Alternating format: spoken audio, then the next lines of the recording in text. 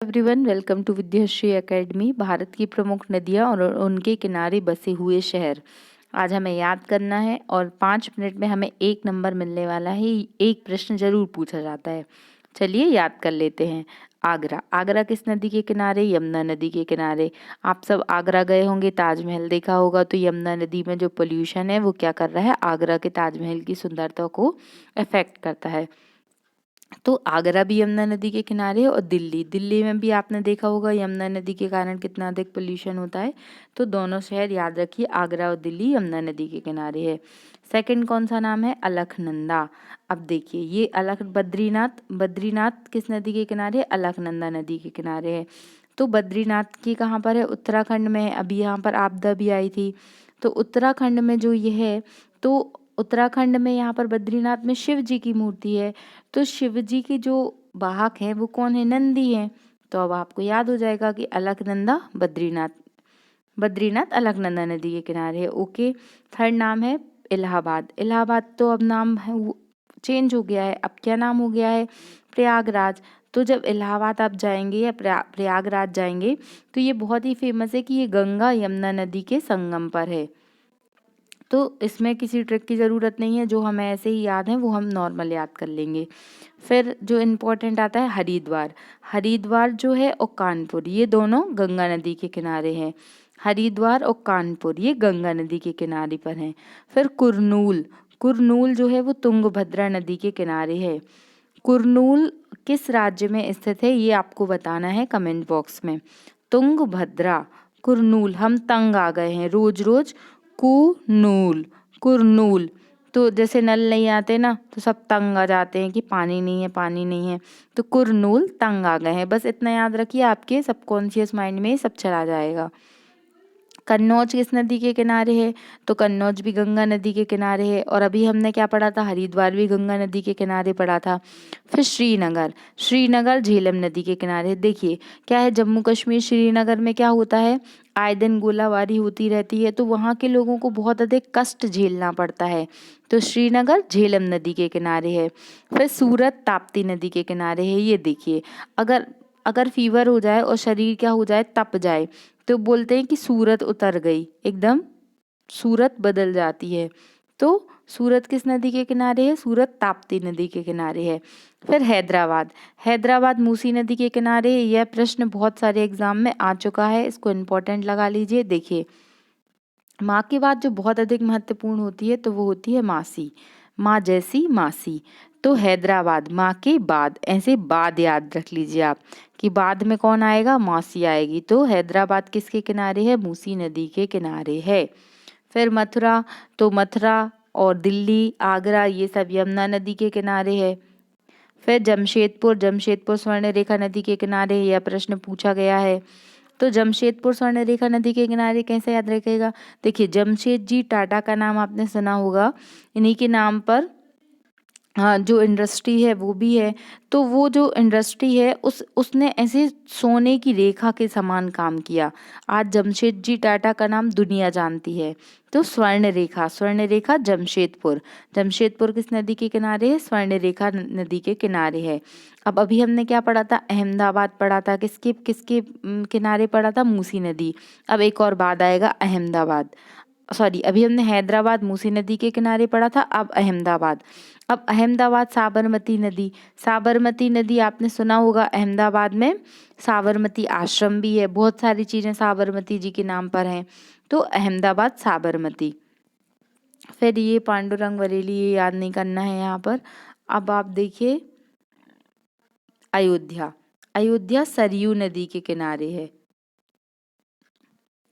अयोध्या किस नदी के किनारे? सरयू नदी के किनारे। यह प्रश्न भी पूछा गया है। अब हमें कैसे याद रहेगा? हमें पता है कि रामचंद्र जी क्या है, अयोध्या में मतलब उनका जन्म हुआ था, अयोध्या के थे। तो अयोध्या के लोगों के लिए सबसे बड़ी जो सर होंगे वो कौन होगा? तो वो सर होंगे तो वो रामचंद्र जी होंगे। तो अयोध्या में, अयोध्या किस नदी के किनारे है? तो अयोध्या रामचंद्र जी मतलब सरयू नदी के किनारे है। फिर कोलकाता, कोलकाता हुगली नदी के किनारे, यह प्रश्न भी पूछा गया है। तो अब देखिए कोलकाता, यदि आप कोलकाता पहली बार जाओगे तो आपको गलियों गलियों से निकलना पड़ेगा। हुगली, तो हुगली नदी के किनारे कौन सा शहर है? कोलकाता शहर स्थित है। लखनऊ किस नदी के किनारे है? लखनऊ गोमती नदी के किनारे। अब ये कैसे हमें याद होगा? तो देखिए, जो गौ माता होती है, लखनऊ, नऊ मतलब होता है नमो, मतलब होता है प्रणाम करना। तो हम लाखों लाखों बार किसको प्रणाम करेंगे? हम तो हमारी गौ माता को प्रणाम करेंगे। तो याद रखिएगा, गौ माता से गोमती, और गोमती लखनऊ, लखनऊ गोमती नदी के किनारे है। फिर डिब्रूगढ़ और गुवाहाटी, डिब्रूगढ़ और गुवाहाटी, तो गढ़ है। अब ब्रह्मा जी ने बोलते हैं कि ये पृथ्वी गढ़ी है। इस पृथ्वी का निर्माण किसने किया है? ब्रह्मा जी ने किया है। और गुवाहाटी, और जो गुवाहाटी और डिब्रूगढ़, तो ये याद रखना है आपको, ये ब्रह्मपुत्र नदी के किनारे है। फिर जबलपुर, सबको पता है, जबलपुर की बात कर लीजिए आप, होशंगाबाद की बात कर लीजिए, और मंडला की बात कर लीजिए, ये सब जो नगर है नर्मदा नदी के किनारे हैं। नर्मदा नदी को क्या कहा जाता है? इनको मध्य प्रदेश की जीवन रेखा कहा जाता है, नर्मदा नदी को, और बहुत ही पूजनीय माना जाता है। फिर कोटा, कोटा किस नदी के किनारे? चंबल नदी के किनारे है। तो कोटा ये बहुत फेमस है। आप जब भी राजस्थान की सीमा में प्रवेश करेंगे, आपको चंबल नदी बहुत बड़ी सी दिखाई देगी। तो चंबल, अब किसी का अगर बल खत्म ही नहीं हो रहा है, तो हम क्या कहेंगे? इसका तो कोटा ही कंप्लीट नहीं हो पा रहा है। तो चंबल कोटा याद रखिएगा। फिर कटक, कटक क्या है? कटक उड़ीसा में स्थित है और महानदी के किनारे है। कटक, तो जो कटक है, मतलब जो बहुत कड़ा है, महान है, तो कटक महानदी के किनारे है। फिर नासिक किस नदी के किनारे है? नासिक गोदावरी के किनारे है। तो देखिए, जैसे कोई छोटा सा बालक है, उसकी तबीयत खराब हो गई और वो क्या हो गया? सिक हो गया, तो वो तो अपनी माँ की गोद में जाना पसंद करेगा। तो नासिक कहाँ है? गोदावरी नदी के किनारे है। सम्बलपुर, अगर किसी व्यक्ति में अधिक संबल है तो वो कैसा होगा? महान होगा, तो ये महानदी के किनारे है।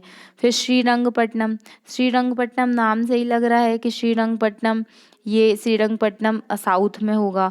और कावेरी नदी, अब आपने सुना होगा श्रीरंगपट्टनम की संधि हुई थी, टीपू सुल्तान ने की थी, तो उसका कुछ बैर था, उसका बैर चल रहा था, तो कावेरी नदी ऐसे याद कर लीजिए, कावेरी नदी श्रीरंगपट्टनम।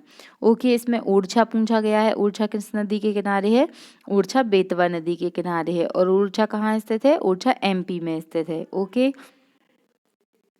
फिर इसको भी अगर याद करना है, अगर आपको नहीं याद हो रहा है, तो जैसे कोई व्यक्ति बहुत अधिक छा जा रहा है, चारों ओर छा जा रहा है, तो या तो वो अच्छे काम करेगा या बुरे काम करेगा, तो उसको लोग बोलेंगे बेतुकी, बेतवा बेतुकी। ये बेतुकी बातें कर करके तुम और छा जाओगे अगर ऐसी बातें करते रहोगे तो। अब देखिए उज्जैन, उज्जैन शिप्रा नदी के किनारे है। वैसे तो ये सभी को पता ही है, लेकिन फिर भी अगर किसी को याद नहीं हो रहा है, तो जो छिपे हुए हमारे पाप हैं, अगर वो महाकाल के दर्शन हम करेंगे उज्जैन में जाके, तो हमारा कल्याण हो जाएगा। तो छिपे हुए पापों को नष्ट करना है तो हमें कहाँ जाना पड़ेगा? उज्जैन जाना पड़ेगा। ओके, तो ये हमें याद हो गया। अब वाराणसी गंगा नदी के किनारे है, ये सभी को पता है। ठीक है, फिर यहाँ पर बैतूल, बैतूल ताप्ती नदी के किनारे है। ताप्ती, ताप पाप, अगर हम क्या करेंगे? बेतूल, बेतु की बातें करेंगे, बिना तूल की बातें करेंगे तो हमें पाप लगेगा।